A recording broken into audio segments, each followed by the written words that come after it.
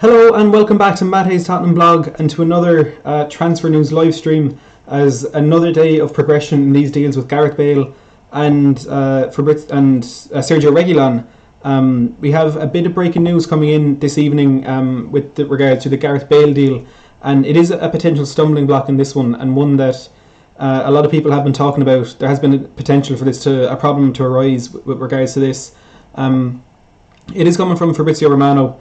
Just before I get into that new piece of breaking news on this Gareth Bale deal, if you are new to the channel and you want more transfer live streams like this, plus breaking news videos, normal transfer analysis videos, plus a lot more to do with Tottenham, make sure to hit that subscribe button down below and click the notification bell so you get notified every time I upload.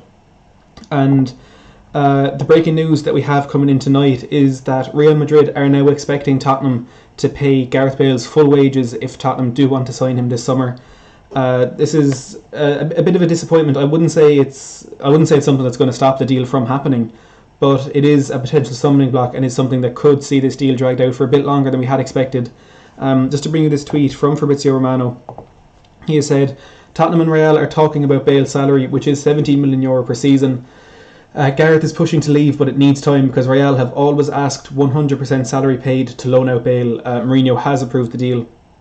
So this is it is a bit of a surprise, to be honest. I think very early on in this deal, we'd heard, even before Tottenham were the ones interested, there was news that Real Madrid were willing to pay 50% of Gareth Bale's wages if they could get him out of their squad. And I think that was probably one of the main things that personally I believe this deal could happen. Now I'm not saying this isn't going to happen. I'm not saying the deal is off. I do still think this one will go ahead. But I think Gareth Bale will have to take a massive wage cut. And given what we're hearing from his agent, I think it is something he will be willing to do. Bale has apparently spoken personally to Mourinho and said how Tottenham has a special place in his heart. And he has apparently turned down Manchester United in order to get this move to Tottenham. So I think this is definitely one that can still go ahead. But it is a bit of a disappointment that this may now drag out on for a bit longer than we had anticipated, with Real Madrid now expecting Tottenham to pay Gareth Bale's full wages if this deal does go ahead. Welcomes a few of you along to the stream: Alexander Hilton, Leyland Edwards, Paul, Jose Martinez, Bradley Coombe. Welcome all along to the stream. Paul said yesterday Bale will never happen. And to be honest, Paul, I do think you have been proven wrong with regards to the developments we've seen in the last 24 to 48 hours. I do think this deal will still go ahead. We've heard from Gareth Bale's agent, Jonathan Barnett. We've heard from probably the most reliable sources all around Europe with regards to this transfer deal. Fabrizio Romano seems to believe that it will still happen. We've Dan Kilpatrick, Alistair Gold, and countless. David Ornstein, I suppose, the one who was very early on talking about this deal as well. I do think this can still happen, but it is just perhaps going to take a little bit longer now. Lee is saying there's no way Levy will pay all his wages. It would upset the dressing room. I think this is definitely a concern that a lot of fans are going to have, and understandably so. I mean, our highest paid player at the moment is apparently Harry Kane, who's on £200,000 a week. So if we have someone like Gareth Bale who's going to come in and absolutely smash that wage structure, I think 17 million a season works out at somewhere in around €400,000 a week. I'm not too sure what that is regards to pounds, but it is absolutely smashing our wage structure regardless. I don't know if the players in the squad are the ones who will be the type to come along and say, well, if he's getting paid that, I want to be paid the same, or I want to be paid more. I certainly don't think Harry Kane will be that person. Maybe there will be one or two in there who will say something along the lines of that. The latest we have from Sky Sports on this deal is Bale is waiting for the green light. It says Bale is waiting in Madrid for the green light to fly to London on his private jet to sign for Tottenham. The deal is at the stage where lawyers are drawing up contracts. Progress is slow at the moment, but all parties are confident and hopeful the deal will be agreed.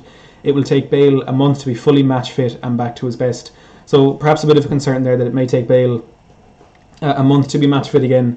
But if it's at the stage now where lawyers are drawing up contracts, maybe Fabrizio Romano's news is a bit maybe not as worrying as we had expected. This deal really does look like it is going to go ahead. It's crazy that it has happened so quickly, because it was only yesterday afternoon when Alistair Gold kind of was the first to start talking about this.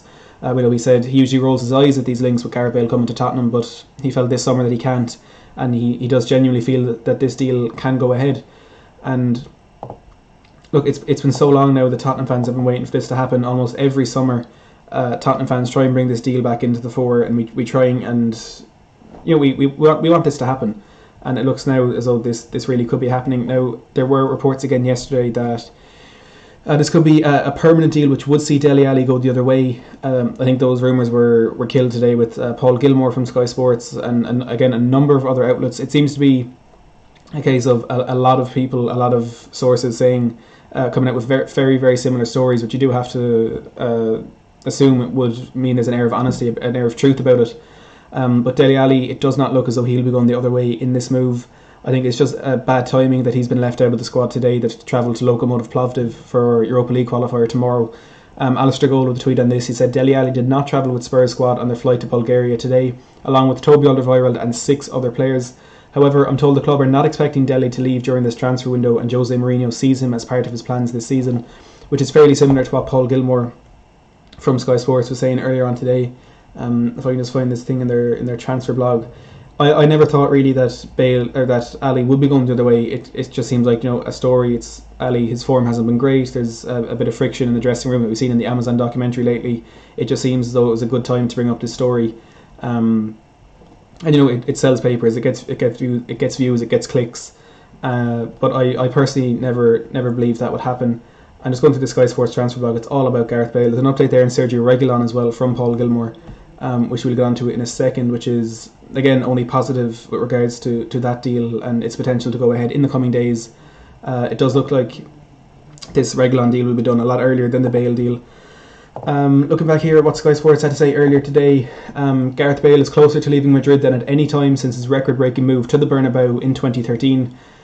There's a long way to go on some issues, but without doubt, Gareth is closer to leaving Madrid than at any time in the last 7 years, Bale's agent told Sky Sports. The deal is complicated, but there's reason to believe a deal is close and things could move very quickly if discussions continue to go well. Having received permission from Madrid to open discussions, Spurs boss Jose Mourinho has spoken to Bale, explaining how he will play a pivotal role in Tottenham's system if, as expected, his move to North London becomes a reality. Bale remains in Madrid for now, but is believed to be excited by the progress which has already been made. Gareth has spoken to Jose and explained how Spurs have a special place in his heart, said Barnett. So coming from Bale's agent himself, it's that's as good as you're going to get.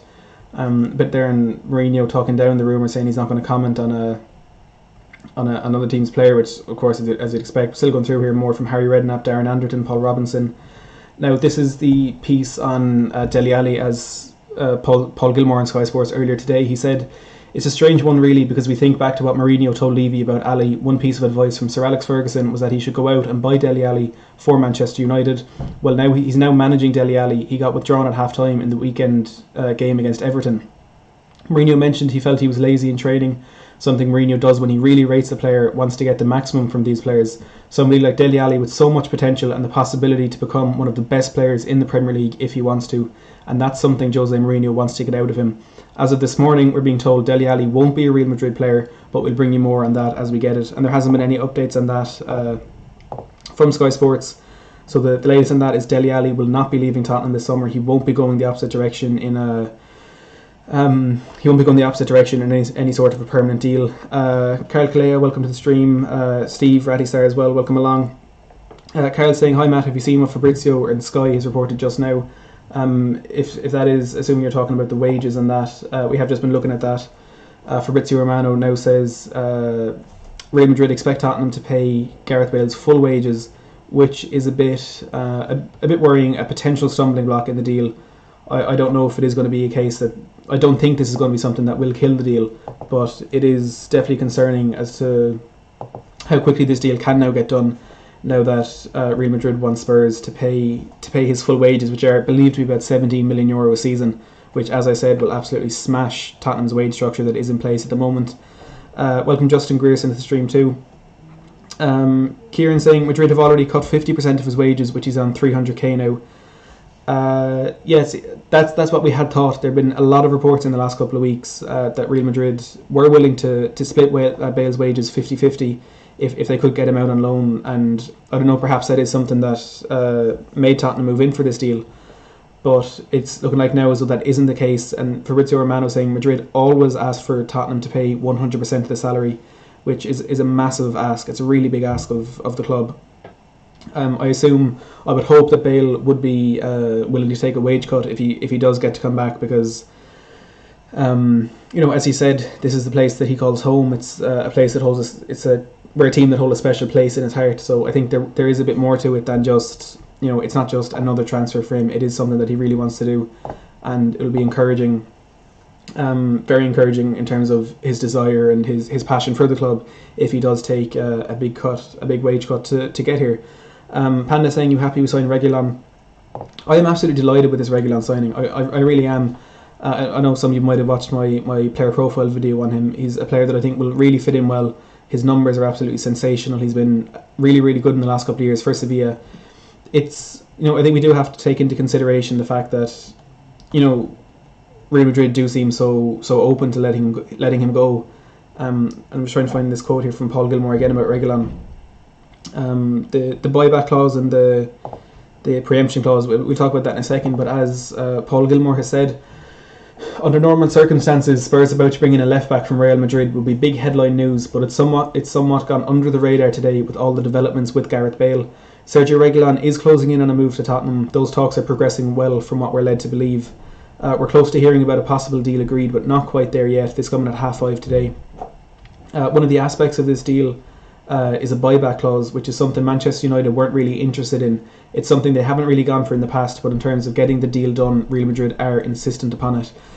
Now, what this buyback deal means for Tottenham, judging by the majority of reports, it is a case that we're signing Sergio Reguilon for €30 million from Real Madrid. It's a straight up fee, no add-ons, nothing like that. It is straight out €30 million. This buyback clause will be active for 2 years and gives Real Madrid the opportunity to buy back Reguilon for somewhere between €40 and €45 million at any stage in the next 2 years if they do want to activate that clause. There's also a preemption clause in the contract that will come into effect, I think, after that buyback clause ends, provided Real Madrid don't use it. And that preemption clause states that if Tottenham do accept any offer from any club for Sergio Reguilon in the future, Real Madrid have basically first refusal on that. They can decide to match the deal, in which case Spurs have to accept Madrid's offer, or Madrid can just pull out and Spurs are open to negotiate with whoever they want. Alexander Hilton saying, I thought we got Reguilon for 30 million, but it's a 40 million. According to Fabrizio Romano last night, it is a 30 million euro deal, which is a fantastic buy for a player who, as we said, is one of the best young fullbacks in Europe.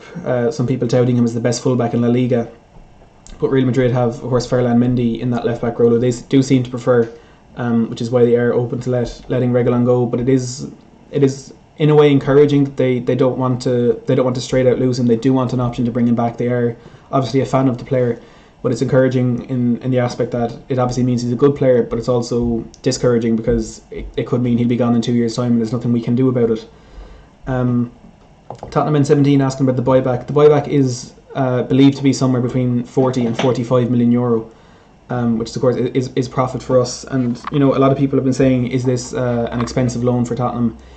It is and it isn't. It isn't that obviously we're paying 30 million euro for the player and we may only have him for 2 years. But if it does become a loan, a weird version of a loan deal, I suppose, we will be getting back almost a 10 to 15 million euro profit. So, if you're calling this a loan deal, it's one where we are making a profit, and that's better than any straight out loan deal you could possibly imagine, because usually you pay a loan fee. I mean, looking at Dani Ceballos, who we were trying to loan from Real Madrid last season, who ended up going to Arsenal, they paid 15 million euro for him for a 1 season loan last year, and obviously have gotten him back again this season, and I can only assume it's a similar fee. Thank you, Louis, for subscribing there. If you're new to the channel and you do want more content like this, make sure you hit that subscribe button down below. Click the like button as well if you are enjoying this stream. We have a comment here. I like the idea of Davis at centre-back in a back five if we get Reguilon. He's quicker than Dyer and Sanchez, and after the Everton game, it's obvious we have a very slow defence. And that is something that I do really feel the signing of Reguilon will add to our team. We'll be a bit more versatile in the defensive systems that we can play.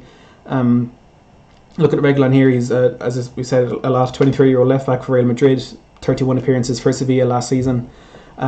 Very talented on the ball. We've gone through his chances created stats quite a bit. He's created 40, which is the fourth most of under 23 fullbacks in Europe last season. He's defensively solid, but the question I was asking at the start was, does he suit our system? And in hindsight, it was a bit of a silly question, because I do think he, without a shadow of a doubt, suits the system that we can play.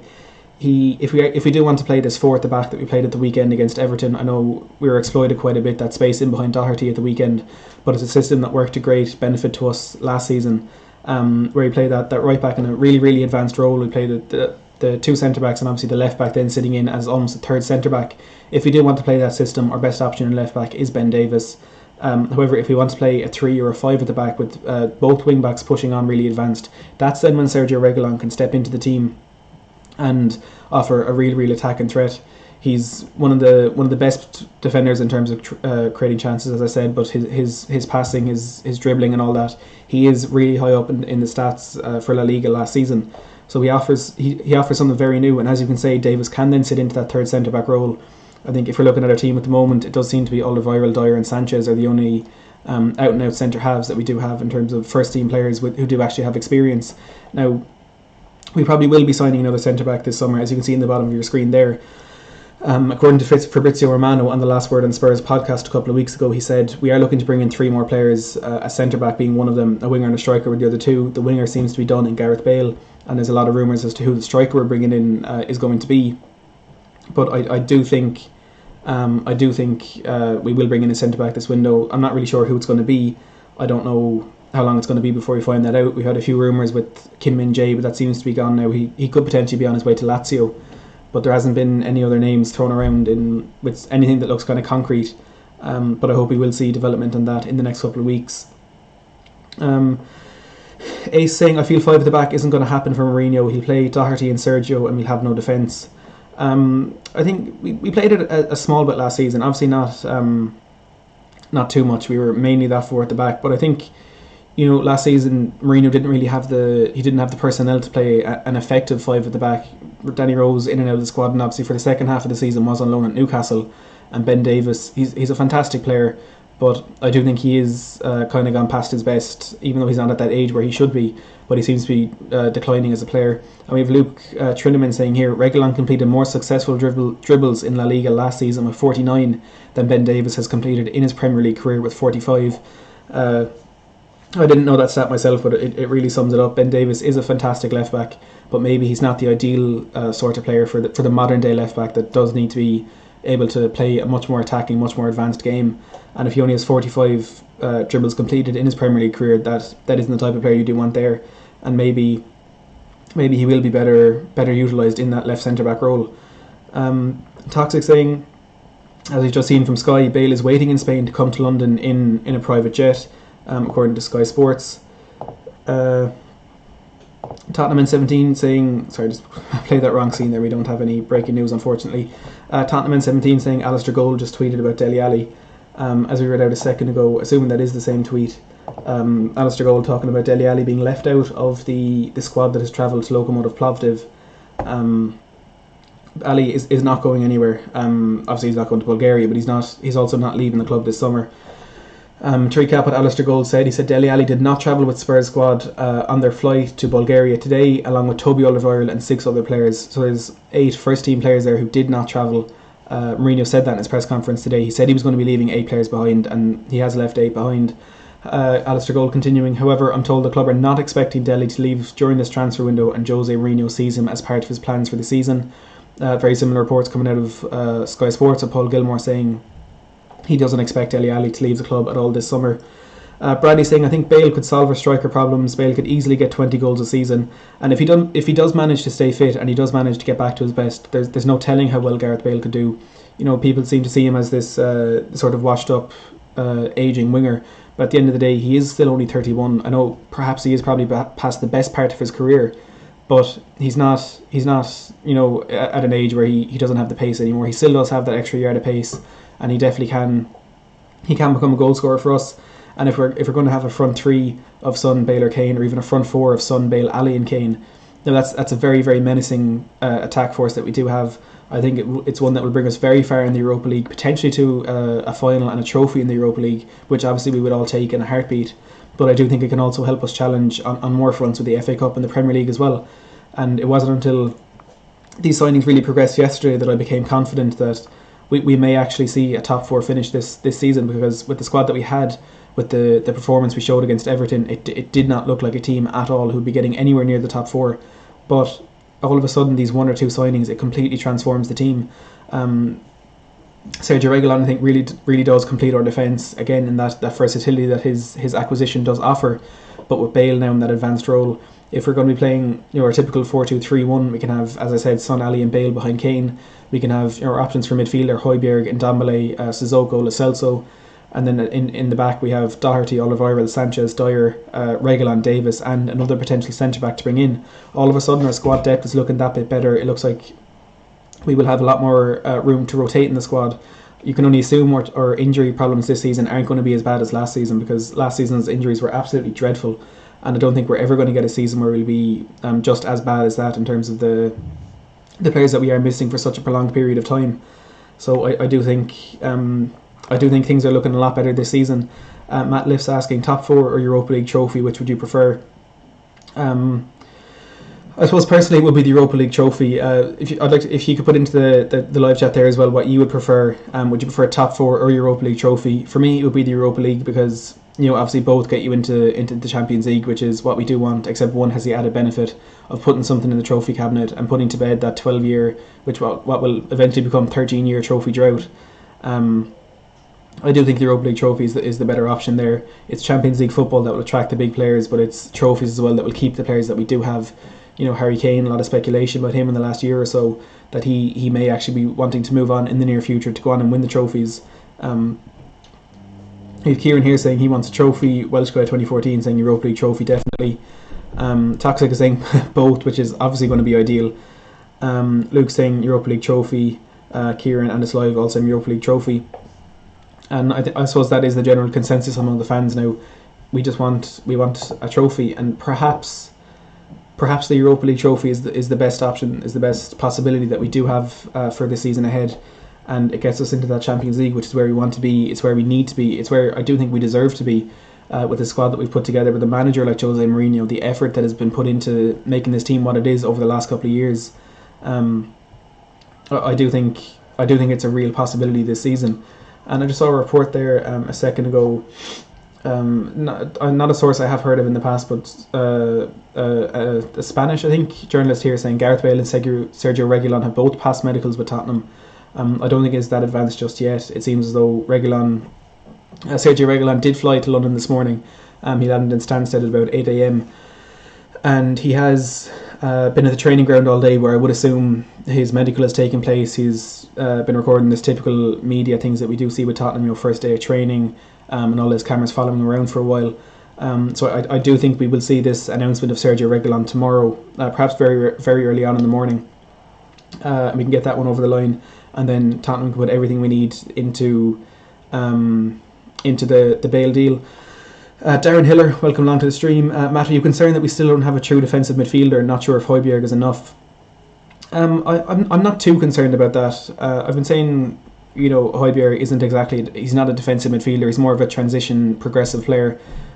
He plays much more advanced than a lot of people expect of him at times. He did it quite a bit with Southampton last year. And I wouldn't say I'm concerned. I think we do have a lot more to get out of Tanguy Ndombele, and I think we will see a progression on his quality this season. I think Sissoko, of course, can also play in that deep role, and Lo Celso was used to great effect in that deeper role last season. And even though none of them are out-and-out defensive midfielders, I think if we have two players playing in that pivot, if it is Højbjerg and Sissoko, or Højbjerg and Ndombele, or maybe even Ndombele and Lo Celso, I think when you have two players in there who can be a bit defensive but are perhaps better going forward, I think they both in their partnership do offer a bit of defensive solidity, but it could be more important than us getting that ball forward, because that's somewhere where we did lack last season. We were picking up the ball defensively, and it was a pass into midfield, and maybe it was Harry Winks all of a sudden who was just playing that ball back into the centre back, or at times it was Ndombele who just wasn't in position.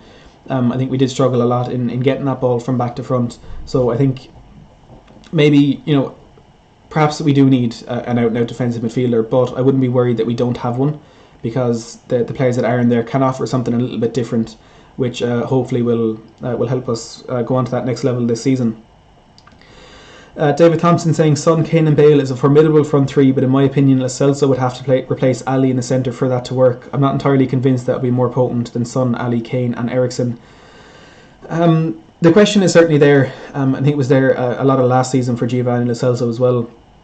where is he better for us? Is he better playing in that, as I was just talking about there, in that kind of deeper midfield role, or is he better in that advanced position where he is able to pick out that pass, he is able to take on a man or two, he's able to create the space for himself. We didn't see just how good he can be in terms of scoring goals last year and getting assists, but he's shown a lot of quality, he's shown a lot of creativity, and that is what we were lacking at the weekend against Everton. There's no doubt about that. Dele Alli kind of struggled to get on the ball in the first half, struggled to create things, and of course he paid the price being taken off at half time. So maybe someone like Lo Celso in that more advanced role is a better option. But as you say, will that be more potent than having Ali in that front three? But again, as I've been saying quite a bit with this season, I don't think it's going to be a case of having 11 first team players that, these are the 11 we want to play. Okay, this guy's injured, let's swap him out, or this guy's suspended, let's swap him out.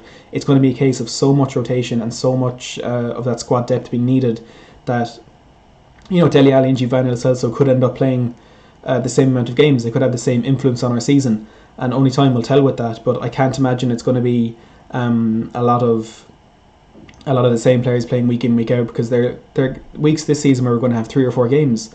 I know in the next 20 or so days we have 9 games, which is absolutely insane to think about. And as Eric Dyer was talking about in his press conference today, it takes absolutely no there's no player welfare taken into consideration here. It's very dangerous for the players, and there's no doubt that we will pick up injuries in the next couple of weeks. We need to try and limit the amount that we do get. We haven't been lucky on that front in recent years, but it just has to be managed a bit better this year. And I don't think it's going to be simply Ali or Lo Celso. There's going to be a lot of rotation. There's going to be a lot of movement in there. Darragh O'Halloran saying, if Real always wanted 100% of Bale's wages paid, Levy would have known this, so I don't think this will be an issue, or he would have pulled away from that deal already. Maybe signing Bale permanently is best. That's a good point. Fabrizio Romano saying Real Madrid have been asking from day one in these negotiations for Tottenham to pay the full wages, so perhaps this is something Daniel Levy has been talking about already, something he knows about, and something he has been prepared for. In terms of us getting him permanently, it does seem as though this is essentially a permanent deal. It's not going to be, on the face of it, it's not going to be a permanent deal, but I think it will be, because we're going to get him on this loan deal, and I can't see him ending up at there's another update here from Fabrizio Romano. Talks ongoing also right now, so in this moment talks are ongoing between Tottenham and Real Madrid. Both clubs want to reach an agreement and find the final solution, because Gareth Bale is pushing to join Tottenham as soon as possible. Manchester United are not in the race. So confirmation here from Fabrizio Romano in the last couple of minutes that Manchester United have completely pulled out of the race to sign Gareth Bale. They've given up in their pursuit of the player, and Gareth Bale is pushing for this deal to get done as soon as possible. All parties wanting to get this done. All parties confident that this can happen. But confirmation from Romano that Bale is pushing for this move to Tottenham to go ahead, and Manchester United have pulled out of the race, which is, it's an update. It's good news for us, but perhaps not something that is in any way surprising to us. We knew from the comments of Gareth Bale's agents in the last couple of days that it is Tottenham that he wants. There's talk that Real Madrid had actually preferred the deal proposed by Manchester United, but Bale himself said, no, I want Tottenham. And that is why Real Madrid have now had to say no to United and go into negotiations with Spurs. So, this special relationship, which was spoken about a lot when we did sell Bale and Modric to Real Madrid, while that could play a part in our signing these two players, I think Bale pushing for this move is probably the biggest factor than ever, because Real Madrid just want him off their books. They just want him gone. They want him out of the club. And if this is the only way they can get him to leave, it's the way they're going to do it. More people saying it's great that Bale wants to come to Spurs. Of course it is. It's a lot of players say it when they leave clubs like this. Oh, one day I want to come back here, or this will always be my home and stuff like this. And we know Bale said it when he left, and Bale has said it on many occasions since.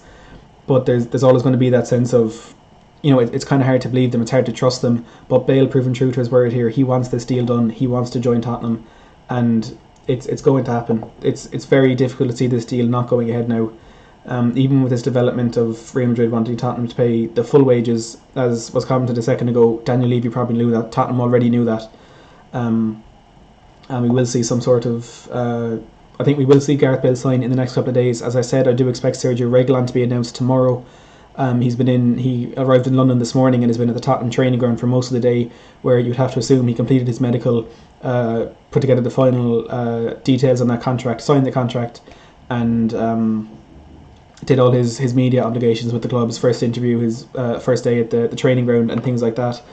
Now, the one bit of news that we haven't yet touched on today is the news yesterday about one of our striker targets, which is Andrea Bellotti. We know last Friday Tottenham had a bid rejected for Bellotti, which was an initial loan deal with an option to buy for €50 million next summer. Torino, who he currently plays with, turned down that deal as they want something more permanent. If they are going to be losing their star man this summer, they do want the funds to be able to replace him immediately. Now, Tottenham have gone back in with an offer of another loan deal, but this time with the obligation to buy. There hasn't been any talk on the fee or the criteria needed for that obligation to be activated, but you'd have to assume it is close to that €50 million we'd initially offered. And also, in terms of the criteria that would need to be met in order for it to turn to an obligation to buy, it is typically a thing of appearances or goals. It's a lot of them are performance based. The player specifically, Tottenham, with Giovanni Lo Celso did it on the club's performance. We said if we get into the Champions League this season, we'll be obliged to buy Giovanni Lo Celso. Now, thankfully, despite the fact we didn't get into the Champions League, we were able to make that deal permanent when we activated the clause a bit early in January. So we'll have to wait and see what does happen in this Bellotti deal. The majority of this news coming from Gianluca Di Marzio, who works for Sky Sports in Italy. A fairly reliable source, not the best source in the world, but one that you do have to take a bit seriously. He is quite credible, and it's hard to ignore anything that he does have to say. Mark Woodland saying Daily Mail saying the deal has been done on Twitter. I think a lot of sources have been saying that the Daily Mail and similar sort of tabloids, they're not the most reliable. They will say that just to get their clicks and their views and their sales and things like that. Ben Hooker saying, where do you think we will finish this season if we complete both signings and a backup striker? I think if we can get both of these players in and a striker, if it is a striker like Andrea Bellotti or a player of a similar stature, a similar quality, I think there's no reason why we can't push on and get a top four finish this season. The competition is going to be massive. Obviously, I think we can say Liverpool and Manchester City are given to be in that top four this year. Probably it's going to be between the two of them running away with the league again, just a case of which one of them can actually get over the finish line.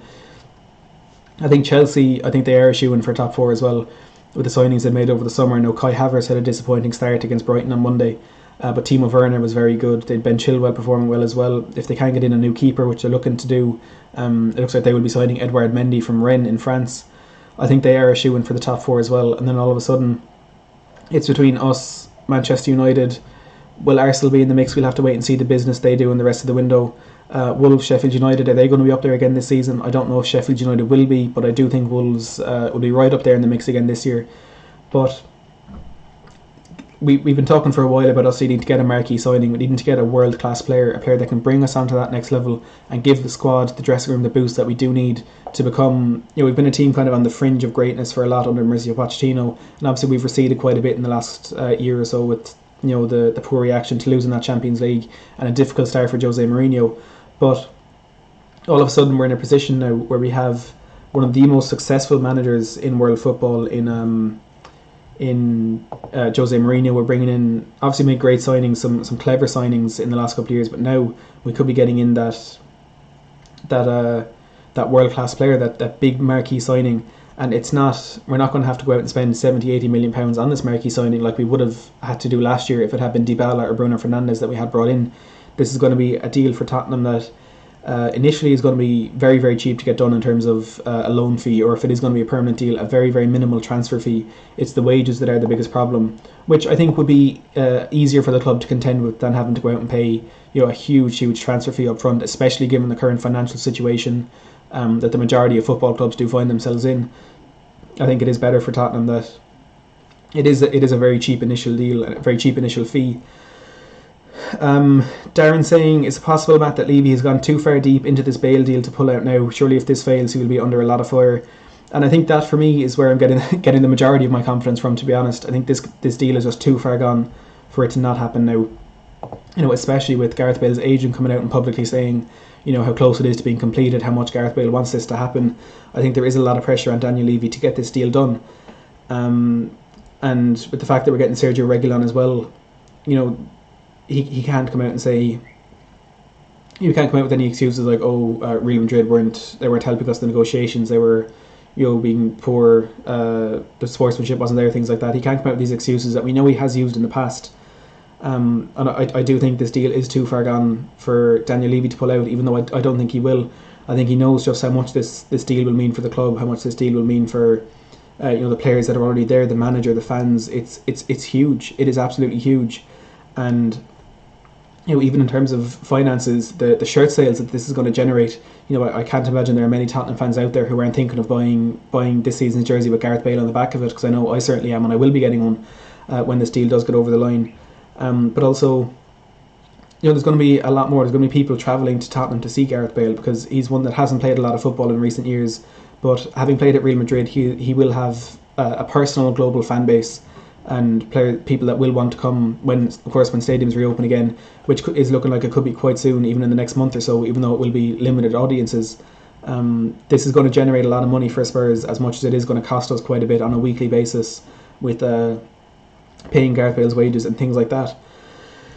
David Holloway saying a front three of Bale, Kane and Son is the best in the league. It's certainly up there, there's no doubt about that.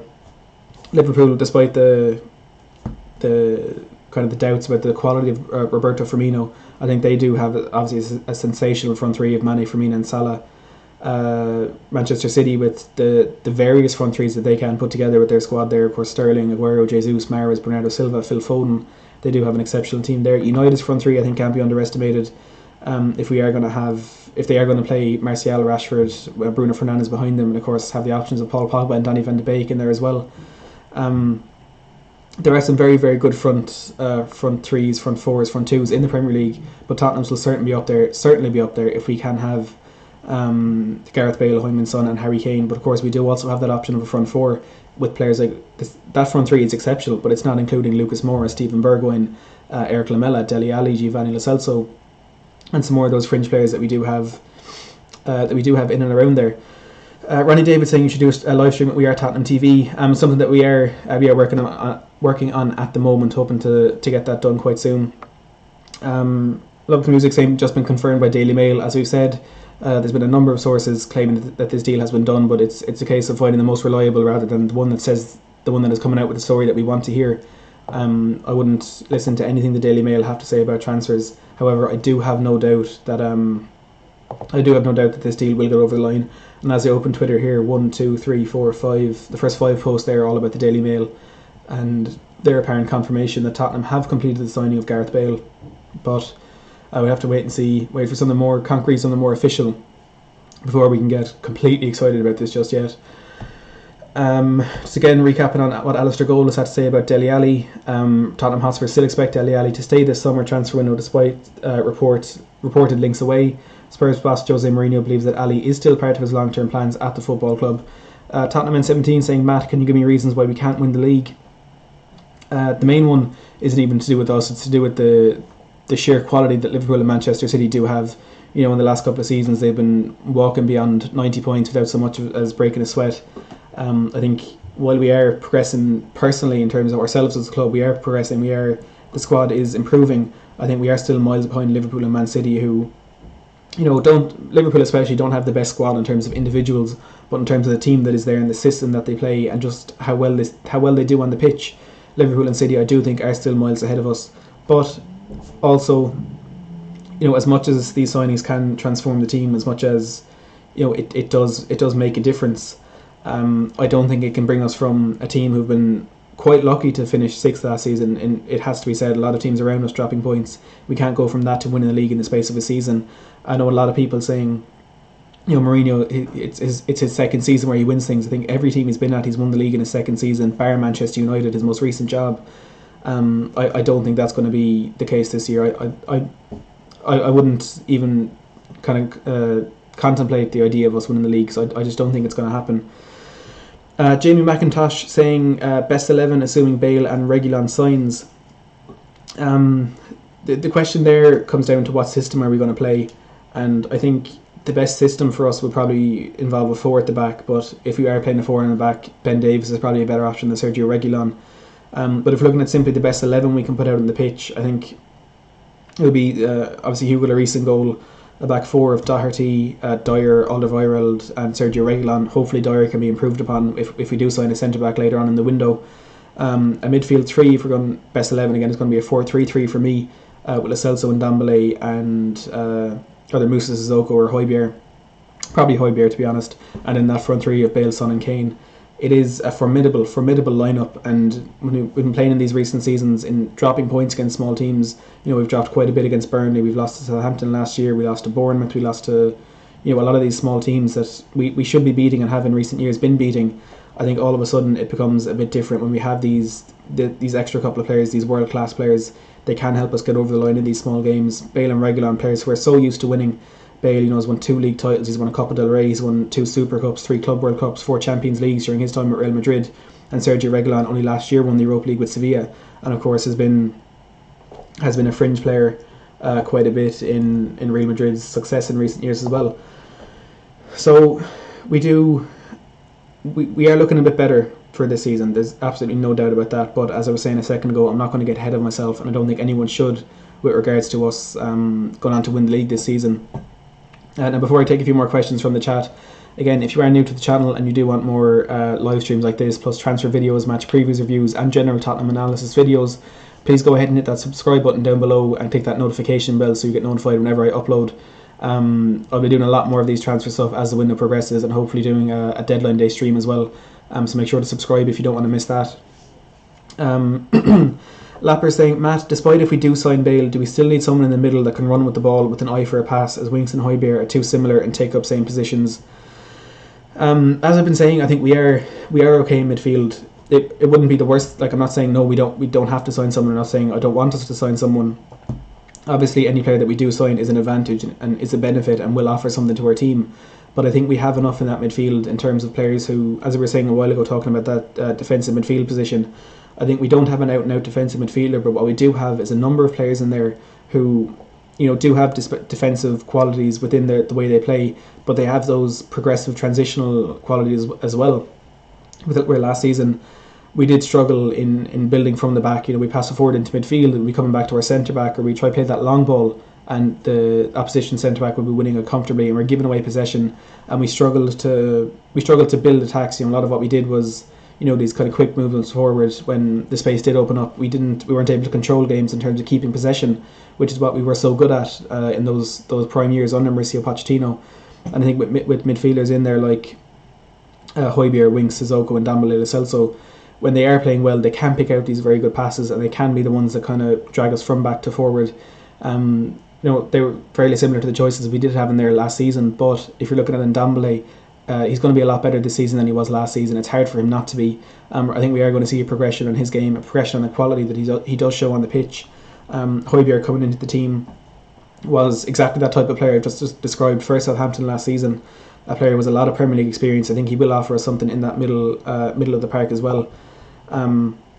So I think our midfield setup for the season is looking good. I'm not concerned about that. I'm not worried about us or whether or not we will sign a midfielder this season. I don't think we have to, but again, it wouldn't exactly be a bad thing if we didn't. If we did. Tottenham 17 saying, do you have any doubts over Mourinho? I wouldn't say I have any doubts about him, but I'm not overly excited about what he can provide for the club. He said himself in the documentary, he knows the expectation wherever he goes. The expectation follows him, and a lot of people expecting Tottenham to win trophies is because of him rather than the club and the players that we do have. But I don't have any worries about him. I don't have any doubts. I think this season will tell a lot as to what he will be able to achieve at the club.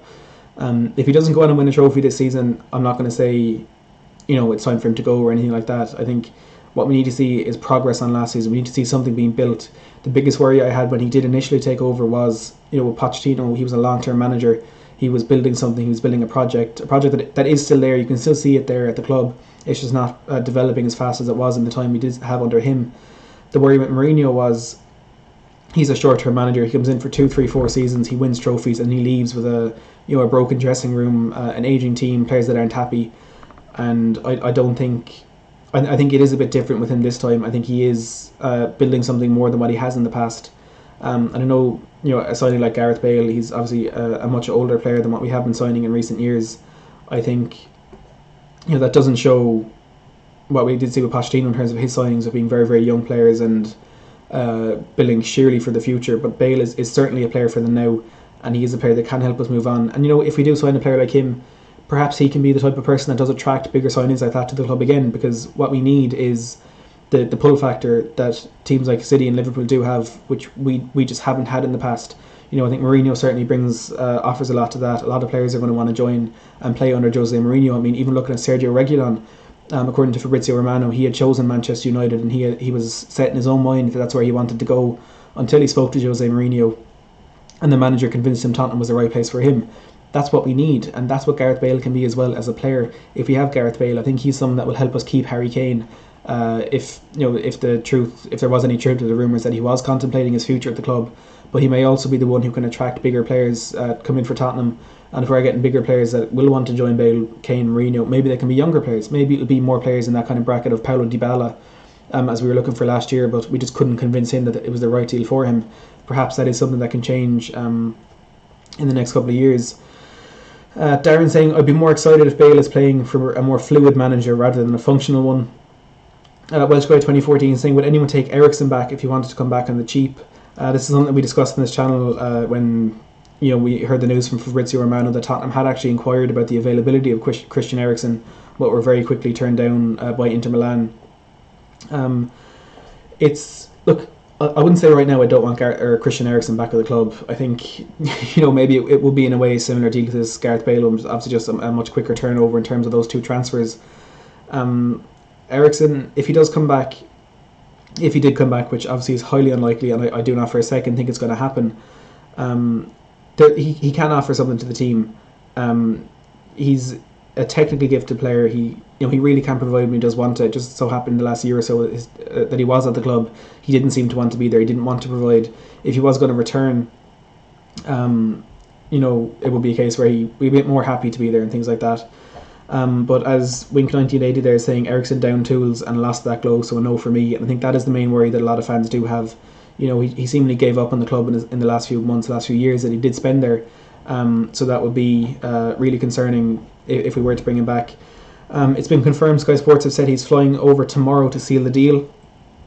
David Holloway and NB saying that there, and I think there was someone else up a second ago as well saying that. So apparently Sky Sports have said Gareth Bale is flying to London tomorrow to seal the deal. Nothing on their transfer blog just yet, but if you take a quick look at Twitter, hopefully there's something there. Nothing just yet, but apparently Sky Sports have said Bale will be flying to London tomorrow to seal this deal. We'll wait and see for confirmation on that one, but it wouldn't be any surprise to me at all. I think it is only a matter of time before this deal gets done. I really think this will be done quite soon. Again, to recap for Sergio Reguilon, it looks like this deal will be completed, or has been completed today, and will be announced tomorrow. Reguilon flew into London this morning and has spent the majority of the day at the training ground, according to various sources around Europe. I assume today was medical, media obligations, getting those final details done on the contract, and most importantly signing the contract. I think we'll see an announcement tomorrow, perhaps very early on, which of course then can give Tottenham the chance they need to go out and get this Bale deal done as quickly as possible. We can put everything into that. I see David Holloway asking a second ago about centre backs. There's no name out there at the moment in terms of who we could potentially sign for a centre back. The main name that's been thrown around at the start of the window was Kim Min-jae, but it looks as though he will be either staying at Beijing Guan this season or perhaps making a move to Lazio in the Serie A. I don't think there'll be much movement for him in terms of a potential deal with Tottenham. In the last year or so, other centre-back names that have been thrown around: Kalidou Koulibaly, the first one that springs to mind. I think one that was more out of optimism than expectation when we were talking about him. It looks like he's going to be joining Manchester City despite the few holdbacks on that deal. It looks as though City aren't willing to negotiate directly with Napoli due to the problems they had with that Jorginho deal a few years ago, when Napoli kind of went behind City's back and sold him to Chelsea instead, which is why that deal is being held up. But I think it is inevitable that Koulibaly will end up at Manchester City this summer. So what other centre-backs are there that we've been linked to? I don't think there's many. I think it's just a case of the club getting these main deals done now and then looking onto their potential centre-back targets. I think Nathan Ake would have been one that would have been great for us to get in, of course, being relegated with Bournemouth. However, of course, he has now joined Manchester City, but even then the transfer fee was, I think it was £45 million, not one the club would be able to pay, and certainly not one they should be willing to pay. But as for now, there's no development on any potential move for a centre-back, but it is one that we need to keep an eye on over the next couple of weeks, as according to Fabrizio Romano, Tottenham are looking to sign a centre-back this window. I do think there will be something coming out of that one. Lee saying, Twitter saying, deal done with a £13 million loan fee with Real helping with his wages. I'm not sure if we should believe that. I think, judging mainly on what Fabrizio Romano has said in the last hour or so, Real Madrid are trying to get Tottenham to pay his full wages. So I don't know if I would believe any story that says, for now I don't know that I believe any story that says Real Madrid are sharing the wages. If you just want to revisit here what Fabrizio Romano said a little over an hour ago, Tottenham and Real are talking about Bale's salary, which is €17 million a season. Gareth is pushing to leave, but it needs time because Real always asked 100% salary paid to loan out Bale, so they're not looking to subsidise Gareth Bale's wages at all. As far as they are concerned, they want Tottenham to pay the full wages. The question is, though, is this going to be a permanent deal or is it going to be a loan deal? So, as according to this, it probably would be more likely to be a loan deal. Romano then went on to say, talks ongoing also right now between Tottenham and Real Madrid. Both clubs want to reach an agreement and find the final solution because Gareth Bale is pushing to join Tottenham as soon as possible. Manchester United are not in the race. As we've heard from Bale's agent on numerous occasions over the last day or so, this is what Gareth Bale wants. He wants this move. He's spoken personally to Jose Mourinho about how Tottenham holds a special place in his heart, and this is the deal that he wants. This is the deal that he's held out for. Real Madrid apparently at the start of this saga were more inclined to accept Manchester United's offer for the player, but Bale himself opted for Tottenham, and that is why Real Madrid have gone into negotiations with Tottenham and have, as it looks, agreed a deal with Tottenham. But it seems to be the final details in that, the finer details. Hopefully we'll see a bit of development on that in the next couple of days, but of course it is looking almost definite at the moment that Gareth Bale will join Tottenham Hotspur this summer, along with, of course, his teammate Sergio Reguilon. Now, as you can see on the top of the screen there as well, my subscriber goal for this year is 3,000, or for this transfer window is 3,000. So if you're new to the channel and you do want more content like this, plus transfer videos, general Tottenham analysis videos and all that, as NB has just done there, please go ahead and subscribe. Thank you very much for that subscribe, and all the other 80 of you who have subscribed during this live stream. Nick Marvel as well, thank you so much for that. If you're new to this channel, as I said, please go ahead and hit that subscribe button, click that like button if you have enjoyed this stream. It's been a good couple of days for Tottenham, and I think the next couple of days are only going to get better. I hope to be doing a lot more of these live streams over the next few days, hopefully with news of a signing rather than just news of developments in the deal. But as for now, that is all we have. To recap what we have said, Gareth Bale potentially flying into London tomorrow to confirm his deal to Tottenham and to complete that move. Sergio Reguilon has been in London today, putting the final details on his move, perhaps taking the medical and carrying out his media obligations as well. We expect an announcement on him very early tomorrow morning. Andrea Bellotti, a new bid has been submitted, a loan with an obligation to buy, providing certain criteria are met, and we are also in the market for a centre-back this summer. So it's going to be a very, very busy final couple of weeks for this transfer window for Tottenham. That is all we have time for in this stream today. As I said, subscribe if you are new and you want more like this. Hit like in this stream so I do know